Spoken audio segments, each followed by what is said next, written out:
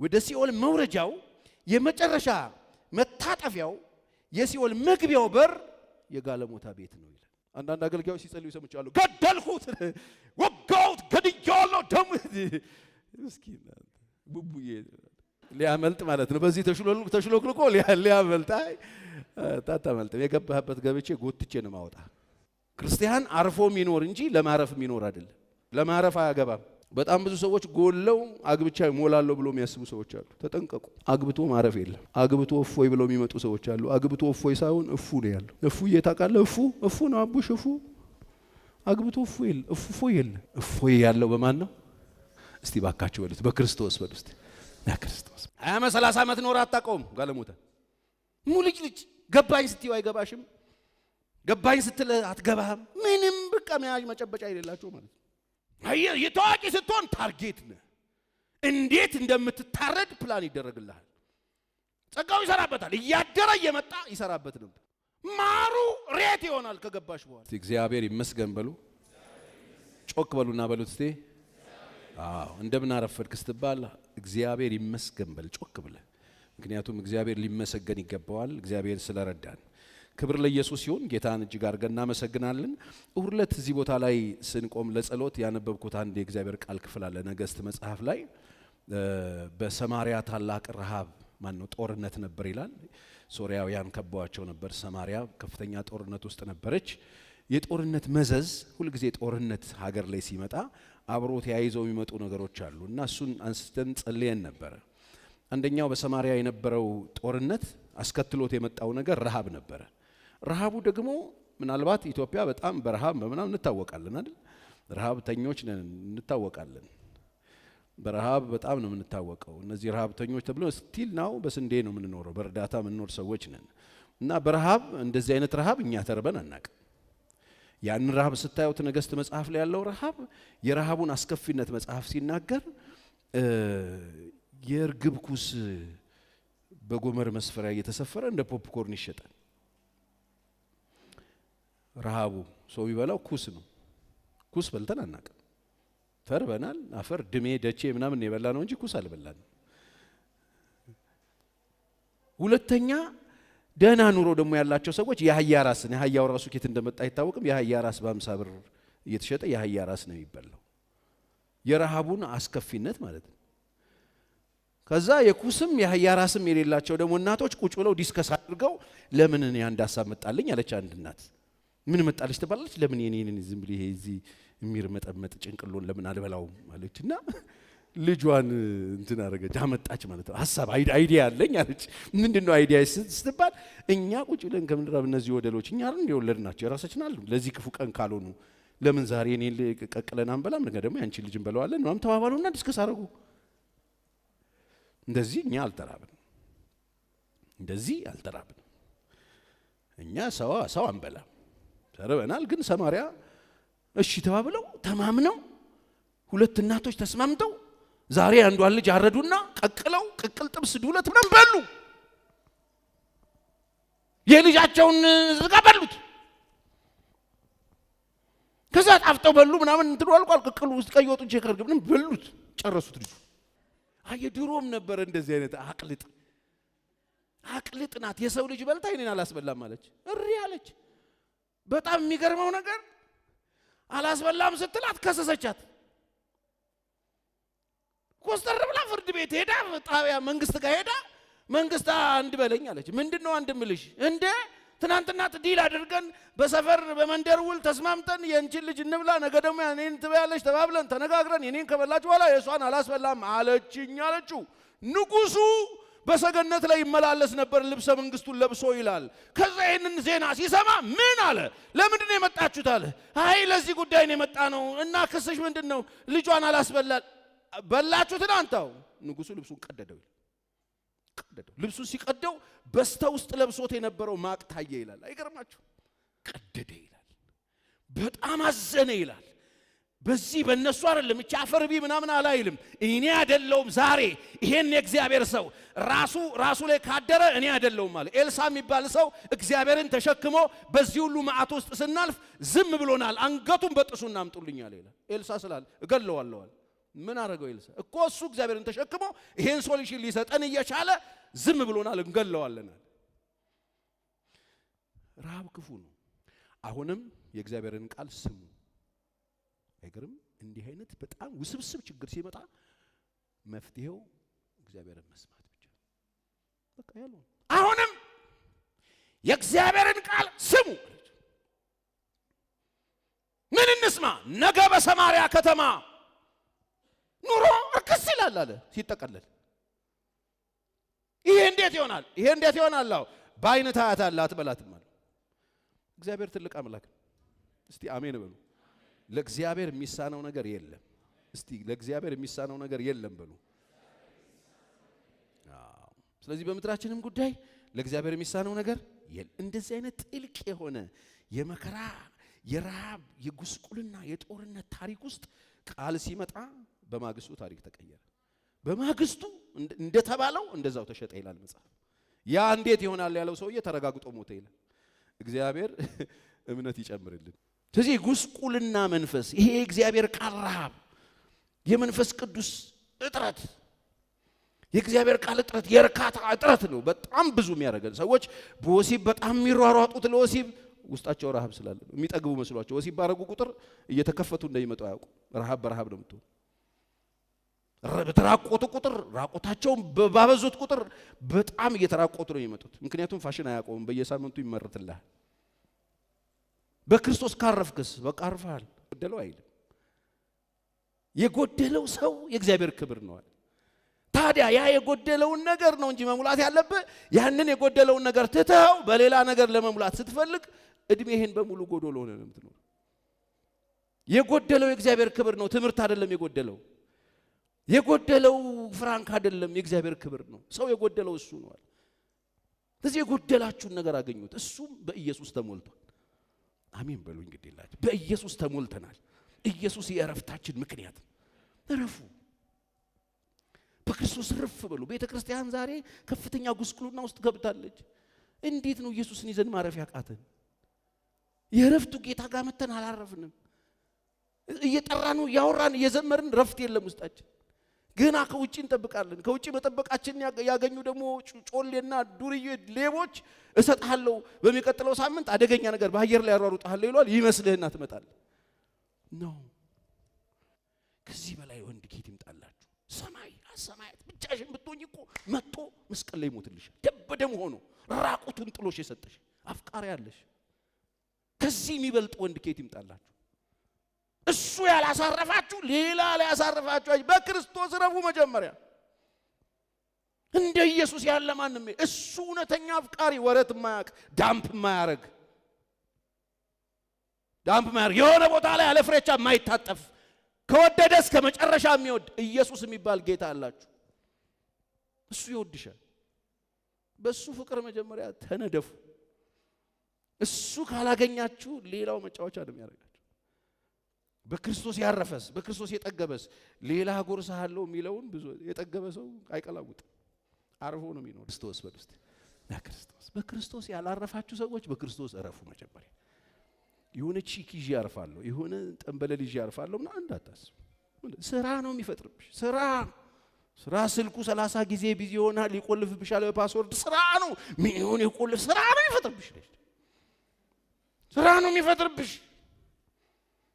30 ጊዜ ስልክ እያነሳ ጥግ ሲሄድ ምን ይሆን የሚያወራው ምናምን በግር ስራ ነው። እፉ ነው። የእግዚአብሔር ልጅ እንዲህ ይላል። ማን ነው የእግዚአብሔር ልጅ? ኢየሱስ። ስራህን፣ ፍቅርህን፣ እምነትህን፣ አገልግሎትህን፣ ትዕግስትህን ከፊተኛው ስራህ ይልቅ የኋለኛው እንዲበዛ አውቃለሁ።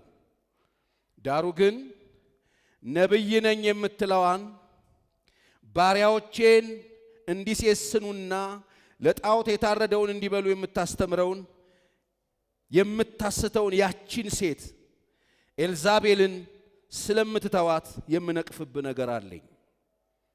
ንስሐ እንድትገባ ጊዜ ሰጠኋት፣ ከዝሙቷም ንስሐ እንድትገባ አልወደደችም። እነሆ በአልጋ ላይ ጥላታለሁ፣ ከእርሷ ጋር የሚያመነዝሩትም ከስራዋ ንስሐ ባይገቡ በታላቅ መከራ እጥላቸዋለሁ። ልጆቿንም በሞት ገላቸዋለሁ። አብያተ ክርስቲያናትም ሁሉ በኩላሊትንና ልብን የሚመረምር እኔ እንደሆንኩ ያውቃሉ። ለእያንዳንዳችሁም እንደ ሥራችሁ እሰጣችኋለሁ። ዳሩ ግን ይህን ትምህርት ለማትይዙ ሁሉ የሰይጣንንም ጥልቅ ነገር እነርሱ እንደሚሉት የማታውቁ ለእናንተ በቲያጥሮን ለቀራችሁት እላለሁ፣ ሌላ ሸክም አልጨምርባችሁም። ነገር ግን እስክመጣ ድረስ ያላችሁን ጠብቁ። ድል ለነሳው እስከ መጨረሻ እስራኤል ለጠበቀው እኔ ደግሞ ከአባቴ ዘንድ እንደተቀበልኩ በአሕዛብ ላይ ሥልጣንን እሰጠዋለሁ። በብረት በትርም ይገዛቸዋል፣ እንደ ሸክላ ዕቃም ይቀጠቅጣል። የንጋት ኮከብን እሰጠዋለሁ። መንፈስ ለአብያተ ክርስቲያናት የሚለውን ጆሮ ያለው ይስማ። ለቤተ ክርስቲያን የተነገረ መልእክት ነው። ኢየሱስ የላከው በዮሐንስ በኩል ፍጥሞ ደሴት ጋር አንዷ ቤተ ክርስቲያን የተላከላት ቲያጥሮን የዝሙት ስፒሪት አለ ቸርች ውስጥ ባሪያዎች እንዲሴስኑ ታደርጋለች። ስፒሪቱ አለ። ዝም ተብሎ ቁጭ ብሎ ስለነበር እነቅፍብሃለሁ ብሎ እግዚአብሔር ለቤተ ክርስቲያን የተጻፈ መልእክት ነው። ስለዚህ ይሄንን ስፒሪት እያየሁት ነው። እኔ እያየሁት ነው። በቤተ ክርስቲያን አየዋለሁ፣ በደንብ ነው የማየው። ይሄንን ዝም ብለን ወቀሳ ውስጥ መግባት አልፈልግም። እኔ በበኩሌ እንደ ተረኛ አገልጋይ እንደ ተጠራ ሰው ጊዜውን እንደሚያውቅ እግዚአብሔር እንደሚጠቀምበት ሰው ትክክለኛውን ነገር እናገራለሁ። መሸጫው ይሄ። ይህችን ኤልዛቤት ምንድነው የሚለው? በዝሙቷ ብዙዎችን ነው የምታጠምደው። ባሪያዎቼ እንዲሴስኑ ታደርጋለች። ነብይ ነኝ ነው የምትለው፣ አገልጋይ ነኝ ነው የምትለው። ነብይ ማለት ምን ማለት ነው? የእግዚአብሔር ምንድነኝ? አፍ ነኝ ነው የምትለው። እግዚአብሔር ያሳያችሁ። እኔ የእግዚአብሔር አፍ ነኝ ትላለች። ነብይ ነኝ ነው የምትለው። ያለችው ቤተ ክርስቲያን ውስጥ ነው። ባሪያዎቼን ታሴስናቸዋለች። የኤልዛቤት ትምህርት ነግሬያቸዋለሁ። መሴሰን ማለት በዝሙት ሄዶ ሴክሹዋል ኢንተርኮርስ መፍጠር ብቻ አይደለም። ይሄ መንፈስ የሚሰራው ነቢያቶች እንዲሴስኑ ማድረግ ማለት የእግዚአብሔር ሰዎችን እያስገደለች ትቀልባለች። የበዓል ነቢያትን ትቀልባለች። ቤተ መንግስት አስቀምጦ የሚቀልብ መንፈስ፣ ይሄ መንፈስ አለ። አሁንም ሐሰተኞችን የሚቀልብ መንፈስ አለ። ሄደሽ መተኛት አይጠበቅብሽ። ሐሰተኞችን የሚቀልቡ፣ ለሐሰተኞች ፈንድ የሚያደርጉ፣ ለሐሰተኞችን የሚያጠበድሉ፣ ሐሰተኞችን የሚያጎርሱ፣ ሐሰተኞች እንዲኖሩ የሚያደርጉ፣ እውነተኞች እንዲጫጩ የሚያደርግ መንፈስ ነው። የኤልዛቤት መንፈስ እነ ኤልያስን የሚያሰድድ መንፈስ ነው። የበዓል ነቢያቶችን ቤተ መንግስት እንዲኖሩ የሚያደርግ መንፈስ ነው። ይሄ መንፈስ አላሁ ጠብድሏል። ያጠበደለው ደግሞ ይሄ መንፈስ የኤልዛቤት ስፒሪት እውነትና ውሸትን በፍጹም ቀላቅሎ በእግዚአብሔር ቤት ውስጥ ቁጭ ብሎ ሐሰተኛ ነቢያቶችን የሚቀልብ አብረዋት የሚሴስኑትንም እገላቸዋለሁ አለ እግዚአብሔር። ቶሎ ንስሐ ባይገቡ እገላቸዋለሁ አለ እግዚአብሔር። ስለዚህ ይህች ጋለሞታ ወይም ይሄ ጋለሞታ ስፒሪት አለ አሁንም። ስለዚህ በተለያየ ኃጢአት ውስጥ ዝፍዝፍ ብላችሁ ትንቢት የሚመጣላችሁ፣ በተለያየ ኃጢአት ውስጥ ቁጭ ብላችሁ አደገኛ ህልም የምታልሙ የምታገለግሉ፣ ስታገለግሉ ደግሞ ጌታ የሚሰራባችሁ እንዳትሳሳቱ። የኤልዛቤት መንፈስ ምንድነው ሌላው የሚሰራው? ቸርዬ አንደኛ በውበቷ በአይኖቿ የሰዎችን ልብ ትሰርቃለች። ውበቷ ማራኪ ነው። ውበቱ ማራኪ ነው። ለምንድን ነው ለሴት ብቻ እንደተጻፈ አድርጋ አልሰበከው የሚል ቴክስት አነበብኩ በቀደም። እንደዚህ ያልከው ሰውዬ እዚህ ካለህ ምሕረት ይብዛል፣ እዛ ካለህም እግዚአብሔር ይቅር ይበል። ምክንያቱም መጽሐፍ ቅዱስ የሰው መጽሐፍ ነው እንጂ የወንድ አይደለም፣ የሴት አይደለም።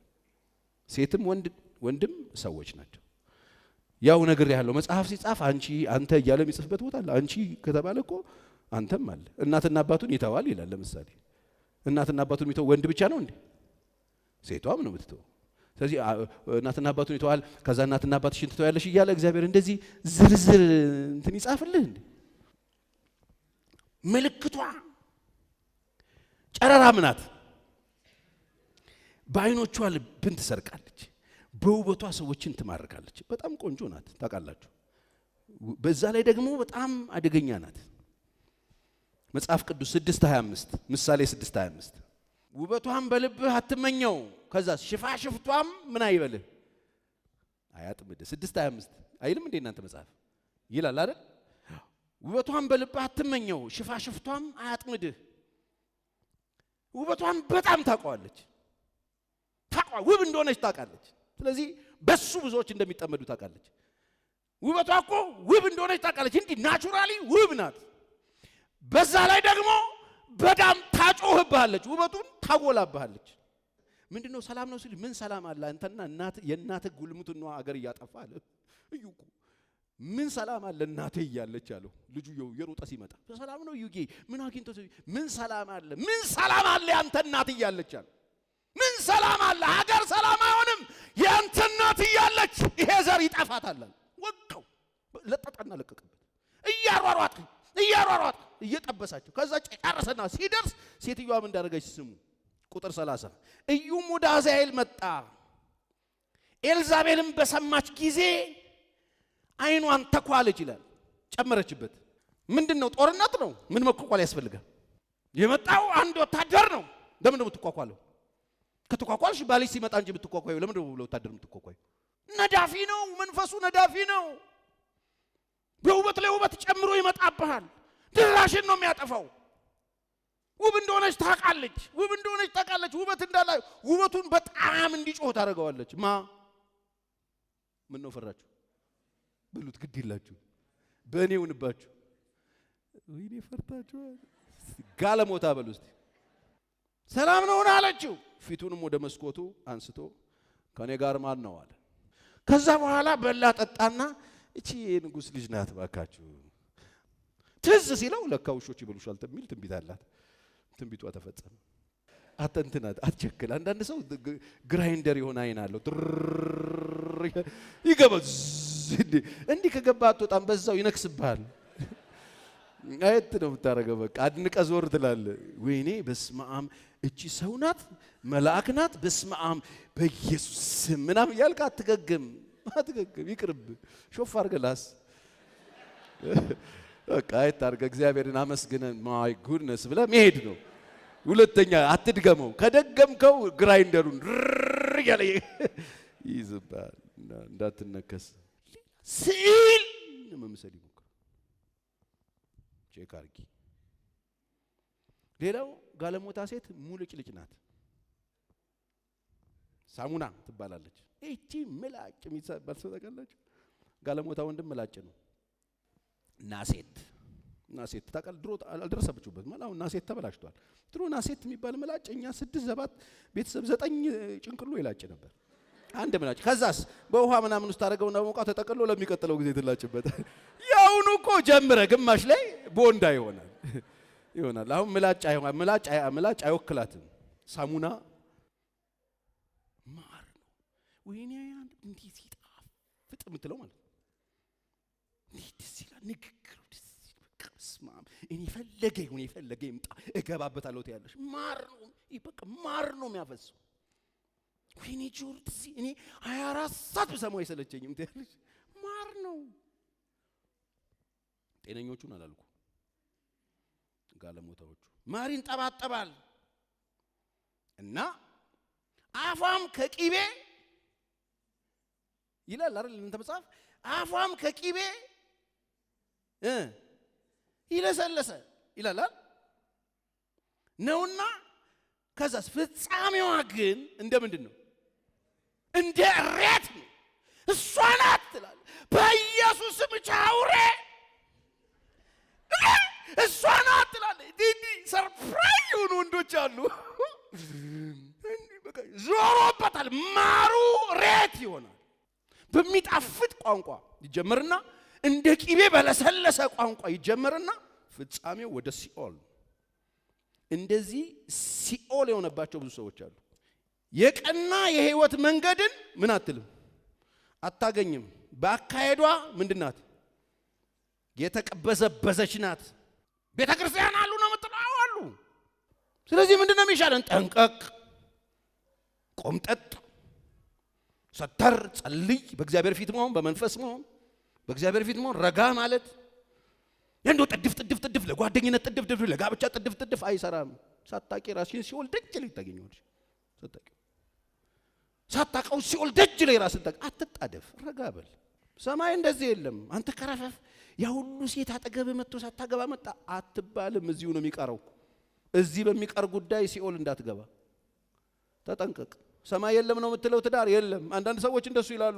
ሰማይም ግን ካንቺ ጋር ተጋብቼ ሻጤት ያይዜ በብርሌ በዛ በወርቁ ላይ ወክ ያረገን መንግስተ ሰማይ ሰው እንጂ ሲያምር ይቅር የለም፣ እንደዚህ የለም።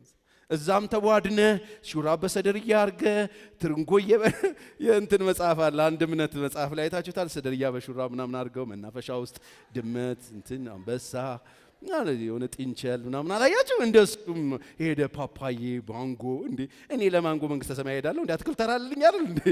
ይቀልዳል እንዴ? መንግስተ ሰማይ ለፓፓዬ ለትርንጎ እንዴ? ከሚስ ያልሄድም እንዴ? የለም ሰማይ እንደዚህ የለም። እንደዚህ ቀረፎ አትሁኑ። እንደዚህ የሆነ ቀረፎ ሰውዬ ኢየሱስ ጋር መጣና ጠየቀው። እኔ የምልህ ኢየሱስ አለው፣ እኔ አንድ ጥያቄ አለኝ አለው። ምንድነው ጥያቄ ሲለው፣ እኛ ሰፈር የሆነ ሰውዬ አንድ ሴት አገባ አለው። ከዛ ሲለው ከዛ አገባና ሞተ። ያው በስርዓቱ መሰረት ወንድምየውም አገባት፣ እሱም ሞተ። በተራ በተራ ሰባቱም ወንድማማቾች አገቧትና ሞቱ። ግን እዛ የማን ሚስት ናት? መቼም ይጫረሳሉ አይደል? ይኸውልህ እንደዚህ አይነት ሰውዬ እዛ ሊጫረሱ ነው የማን ሚስት ነው የምትሆነው ብሎ ጠየቀ። ሞተ እኮ አልሰማህም እንዴ? ሞተ እኮ የኢትዮጵያ ሲኒማ እኮ ነው እንደዚህ ያበላሻቸው አይደል? የሆነ አይታችኋል? የሆነች የሞተች ሚስት ካለች ምናምን ከዛ አግብቶ ምናምን ሲሆን የሆነች ነጭ ቢጃማ ለብሳ የሆነ ኮርነር ይዛ ባለቤቴን ምን እየሰራ እንዲህ አይነት ፊልም የሚያስቡ ሰዎች አሉ። አንቺ ከሞትሽ በኋላ ሰው መኝታ ቤት ምን ትሰሪያለሽ እንዴ? እንደዚህ የለ። እንደዚህ የቀረፉ አስተሳሰብ አታስቡ። ሰማይ እንደዚህ የሚባል ነገር የለም። ኢየሱስ ምንድነው የመለሰው? አረ እንደዚህ የለም እዛ ነው ያለው። ሰው እንደ መልአክ ነው የሚኖረው። ሃሌሉያ! እናንተ እግዚአብሔርን ቃልና ኃይሉን ስለማታውቁት ትስታላችሁ። ስለዚህ አትንቀሽቀሹ ልላችሁ ፈልጌ። ተንቀሽቀሻችሁ ጋለሞታችን እንዳትገቡ አትንቀሽቀሹ። ይሄማ እንዳያመልጠኝ ብታይ አንደበቱ ሲጣፍጥ የለም ምናልባት ይሄ ሰውዬ ወንድም ማር እንዳይሆን ወንድም ማር እንዳይሆን ተጠንቀቂ። ምክንያቱም ማሮኑ አስገብቶ ሬት እየጋተሽ ነው የምትኖሪው። ሬት ነው ይላል ፍጻሜ፣ ሲኦል ነው። አትጣደፉ፣ በደንብ ተረጋጉ። ግድ የላችሁ። በጣም መረመርኩ ነው ታውቃላችሁ። ሰለሞን ጥበበኛ ነው። መረመርኩና ከሞት የሚበልጥ መራራ ነገር አገኘው አለ። ምንድነው ያገኘው ሲባል እርሱም ልቧ ወጥመድና መረብም የሆነ እጆቿም እግር ብረት የሆኑ ሴት ናት። በጣም መራራ ነገር መርምሬ የደረስኩበት ነገር አገኘው። መራራ አንተ ሰውዬ በጣም መራራ ነገር አገኘው። ሴት ናት። እግዚአብሔር ዘንድ መልካም የሆነ ከእርሷ ምን ይላል? ያመልጣል። ስማ፣ ከዚህ ወጥመድ የምታመልጠው አታመልጥም ነው የሚለው። አካሄዱ ጤነኛ ይሆን እዚህ እግር ብረት ውስጥ እንዳይገባ ሴትም ሁኚ ወንድ እዚህ ውስጥ የማይገባው ማን ነው ይለናል? ያመልጣል። ማ በእግዚአብሔር ዘንድ ምን ይሆነ? መልካም ያርግላችሁ እግዚአብሔር። ህይወታችሁ መልካም አካሄዱን ያስተካከለ የጥበብ መጀመሪያ እግዚአብሔርን መፍራት ነው ብሎ የወጠረና ያዘ ሰው ነው የሚያመልጠው። ግግም ብዬ እዛው እኖራለሁ ስትል እዚህ ወጥመድ ውስጥ ትገባለህ። በምድር ላይ እንደዚህ የሚመር ነገር ቀምሼ አላውቅም እንድትል ያረጋል። እንደ ጋለሞታ በምድር ላይ ከሬት የሚበልጥ መራራ ጋለሞታ ወንድም ሴት ከሬት የባሰ ከሞት የከፋ ሞት ይሄ ነው ብሎ ሰለሞን ነገረን። ጥበበኛው መርምሮ ታውቃላችሁ። በጣም ማንም ላይ ከሰለሞን የሚበልጥ አንድ ብቻ ነው። እሱም ዛሬ ቁጭ ብሎ እዚህ የሚያስተምራችሁ ኢየሱስ። ማንም አይበልጥ። ከሰለሞን የሚበልጥ እሱ በዚህ ያለ ሰለሞን መርምሬ ደረስኩበት ያለን ይሄ ከሞት የከፋ ከመሬት የሆነ በጣም ዘግናኝ የሆነ ክፉ ነገር ይሄ ወጥመድ ነውና ከዚህ የሚመለጠው ሰው አካሄዱን መልካም ካደረገ ከእግዚአብሔር ጋር ሰላም ካለው ጤነኛ ኑሮ የሚኖር ሰው ያመልጣል። ትኩረቱ ወደ ታዋቂ ሰዎች፣ ወደ ባለጠጋ ሰዎች፣ ገንዘብ ያላቸው ሰዎች በጣም ይፈልጋል። ብር ካለ በጣም ትታጫለህ። ብር ካለ በቃ ተመራጭ። ታዋቂ ከሆንክ በጣም ትፈልጋለህ። ጸጋ የእግዚአብሔር ጸጋ የሚጠቀምብህ ከሆነ በጣም ትፈልጋለህ። ትኩረቱን ይስበዋል። ይሄ የግልሙትና ስፒሪት ባለስልጣን ስትሆን ትልቅ ሰው ስትሆን ታዋቂ ስትሆን ገንዘብ ያለ ስትሆን ትንሽ ብቅ ያልክ ከሆንክ ጸጋ ካለብህ ትታጫለህ። ለዚህ ትታጫለህ። ትንሽ የእውቀት ካለ ሰዋን ውስጥ የሚገባ ውበት ካለሽ ቅድም እንዳልኩት ነው ውበቱን በጣም ይጠቀምበታል። እውቅናቸው በጣም እየወጣ ሲመጣ ስለማይጠነቀቁ መሬት ስለማይረግጡ አብረው ከእውቅናቸው ጋር አየር ላይ ሲወጡ ይመታቸዋል። በሚገርም ሁኔታ ይመታቸዋል። ጸጋ ሲጠቀምባቸው እግዚአብሔር ሲሰራባቸው የእግዚአብሔር ነገር በሕይወታቸው እየተገለጠ ሲመጣ ካልተጠነቀቁ ይጠብሳቸዋል። እንደ ሳምሶን እኮ የእግዚአብሔር ኃይል ይሰራበት ነበር። በአህያ መንጋጋ ሺህ የሚከምረው በሌሊት ተነስቶ የአንድ ከተማን መዝጊያ ብቻውን ነቅሎ የሚወረውር ሰውዬ እግዚአብሔር ያሳይ። ሲመጡበት ችግር የለም እናንተ አትንኩኝ ብሎ እንደ ፈትል የሚበጣጠስ አንበሳ ብቻውን የሚገድል ሰው የእግዚአብሔር መንፈስ በዳንና በኤሽታኦል ሰፈር የሚያነቃቃው ሳምሶን እግዚአብሔር ለእስራኤል ጠርቶት ማለት ነው። የ40 ዓመት ካንሰር ከምድሪቱ ላይ እንዲነቀል እግዚአብሔር ጠርቶት የ40 ዓመት በፍልስጤም ቁጥጥር ስር ገብታ እስራኤል 40 ዓመት እግዚአብሔር እሱን ወደዚህ ምድር ያመጣው የእስራኤልን የባርነት ዘመን አብቅቶ ሊገለብጥ ነው ያመጣው። እግዚአብሔር ጸጋ ለምን እንደሰጠው ብዙ አገልጋይ ያውቃል። አንተ ልትቆነንበት አይደለም ጸጋ ይመጣው ትውልድ እንድታድንበት ነፍስህ እንድትታደግበት የእግዚአብሔር ጸጋ የሚሰጠው እግዚአብሔር በአንተ ሆኖ ሰዎችን ታድጎ አንተም ተርፈ እንድታልፍ ነው። ስለዚህ የሆነ እውቅና ሲመጣ የሆነ ነገር በሕይወታችሁ ሲገለጥ ሀምብል መሆን አለብን። አፈራይን ካኝ ምናምን ከማህበረሰብ መገለል በዚህ አምስት እንደሚዜ ጋር ዳቁመህ እንዲህ ልትቆነን ማን ልትሆን ከዛ በኋላ እመነኝ ትወጋለህ፣ ይበላሃል። ሬት ውስጥ ነው የምትገባው። ሲኦል ነው ይዞህ የሚሄደው። በጣም የእግዚአብሔር ጸጋ ሲገለጥብን ሌላ ነገር አይደለንም። ጮክ ብለህ አትየኝ ምናምን አይባልም። ኖርማል እዚህ ጋር በእግዚአብሔር ጸጋ አገለግላለሁ ቸሬ ወርዶ ይኖራል። ፔሪድ መኖር አለብህ። በጣም በሚያሳዝን ሁኔታ ጨዋ ሰዎች ቀን መጥቶ ገንዘብ ሲያገኙ ቸርች አስጠላቻቸው። ብር ስላላቸው ትንንሽዬ ብር ጣል እያደረጉ ሕፃናት ልጆች እየወሰዱ ይወጋሉ። አላወቁትም። እነሱ ዘመናዊነት መስሏቸው ነው፣ ስልጣኔ መስሏቸው ነው። 60 ሴት ማውጣት ስልጣኔ መስሏቸው ነው። አዳዲስ ልጆች ሲመረቱ አሏቸው ደላሎች፣ በደላሎቻቸው አማካኝነት እየመጡ አዳዲስ ልጆች እንደወጥ ሲቀምሱ ፌመስነት መስሏቸዋል። ኖ የሰይጣን ታርጌት ሆነው ገንዘባቸውንም እነሱንም ግልሙትና ስፒሪቱ እየተጠቀመባቸው ብዙዎችን እየወጋባቸው ያስገደለ። ምክንያቱም ዝሙትን ተቃውሞ እኮ ነው፣ እርኩሰትን ተቃውሞ እኮ ነው። ዮሐንስ የገባው ወይን ቤት አይገባም የሰው ሚስት እንዴት ተብሎ ንጉሱን ተናገረው። በቃ ይሄንን ስለተናገረ ብቻ ሰውየው አጠምዳ ያዘችው። ከዛ ልጅቷ ስትዘፍንለት ለልደቱ በቃ በጣም ስለተባረከ በዘፈኗ ምን እንዳደርግልሽ ትፈልጋለሽ አላት። ልጅቷ ሄደችና እናቷን ጠየቀች። እናትየው ደግሞ ምን ላድርግልሽ አለኝ እኮ ንጉሱ ስትላት የዮሐንስን አንገት ስጠኝ በይዋለች። ስፒሪቱ አንገቱን አስቆረጠው። የዮሐንስን አንገት ያስበላው እሱ መንፈስ አለ። ቤተ መንግስት ይገባል፣ ትልልቅ ሰዎች አጠገብ ይቀመጣል።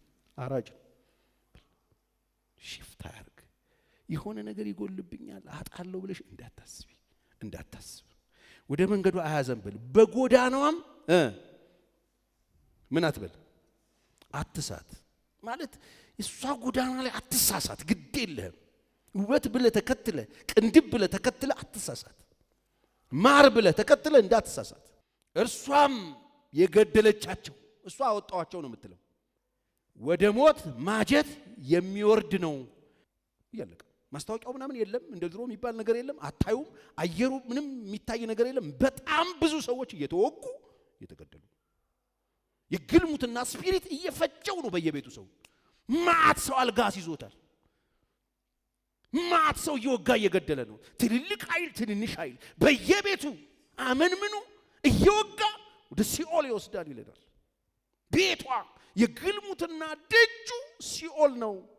የሙት ማጀቱ መግቢያው ነው፣ በሩ ነው፣ ጓዳዋ ነው። እሷ ጓዳ ናት፣ እሱ ጓዳ ነው። መግቢያው በሩ ሲከፈት ሲኦል ነው የምትገባው። ደምግባት ከንቱ ነው አይልም። ዋው ሲያስደነግጥ ውበቱ! ምንድነው ውበቱ? ገብተሽ አጋድመሽ ጉንጩን አትበዩ። አጋድመሽ ማጅራቱ ደስ ሲል ማጅራት አትበይ። እንዲህ ውበቱ አብስማም ከንፈር አትበለውም። ፍንጫ ቁርጠው አድርገህ ቁርጠው አይበላ። እውነት አይኗን አወጣን ደብያ ገላውጣ ከረሜላ አትውጣው የለም እኮ አይገርምም? በልብህ አትመኝ። ልጄ ሆይ ልብህን ስጠኝ፣ አይኖችህ ደግሞ መንገዴን ይውደዱ። ይውላችሁ የእግዚአብሔር መንገድ የጽድቅ የእውነት ነው፣ ንጹህ ነው፣ ቅድስና የሞላበት ነው፣ ፈራህ እግዚአብሔር ያለበት ነው፣ የጨዋ ነው። የግልሙትና መንገድ ንጽህና የለውም፣ ቅድስና የለውም፣ ሌብነት የሞላበት ነው፣ ሙልጭ ልጭ ነው፣ አይያዝም፣ መጨረሻው ሲኦል ነው። ይሄ ነው መልእክቱ። ሰምታችሁኛል? ለእግዚአብሔር ክብር ስጡ እስቲ።